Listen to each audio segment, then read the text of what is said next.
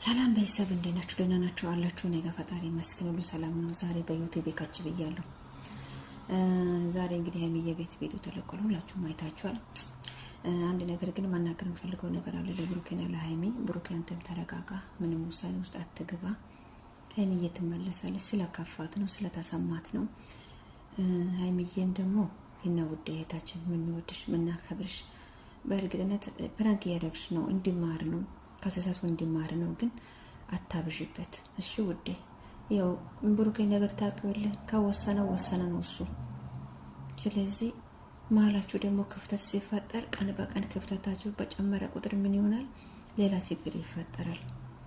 ይቅርባችሁ በቃ። ጥፋት አጠፋ ይቅርታ አለሽ ሀይሚዬ። የነገውን መድኃኒዓለም ያውቃል ውዴ፣ የነገውን ፈጣሪ ያውቃል። የነገውን አትፍሪ።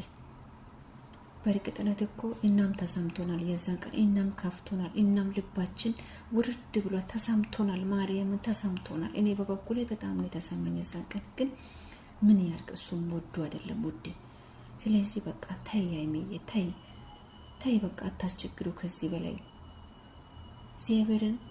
ሁሉ ነገር ይቅር። ይቅርታ እኮ ከምንም በላይ ነው፣ ከምንም በላይ ይቅርታ። አንቺ ደግሞ ይቅርታ ያለሽ ልብ አይደለሽ? ልብሽ እኮ በጣም ንጹህ ነው፣ ንጹህ እግዚአብሔር ንጹህ ነጭ ነው ልብሽ። ስለተናደሽ ነው ስለተሰማሽ ነው። ግን ሀይሚዬ እባክሽ ወደ ራስሽ ተመለሽ እባክሽ። ደግሞ እሱ ሌላ ውሳኔ ውስጥ ሲገባ እሱን ደግሞ ለመመለስ ሌላ ትግል ላይ መግባት በቃ አስፈላጊ ነገር አይደለም። እግዚአብሔር ያለፈው እንኳን አለፈ፣ የሄደው እንኳን የሄደ። አዲስ ምዕራፍ አዲስ ነገር ጀምሩ፣ አዲስ ነገር። እውነት በቃ ለእናንተ ደስታ ነው የሚገባው፣ ለእናንተ መጨነቅ አይገባችሁም። ይበቃል። እስከ ዛሬ ድረስ ተካፍታችኋል፣ ተጨንቃችኋል። ከእንግዲህ በኋላ ግን እግዚአብሔር ደስታ ነው የሚገባቸው።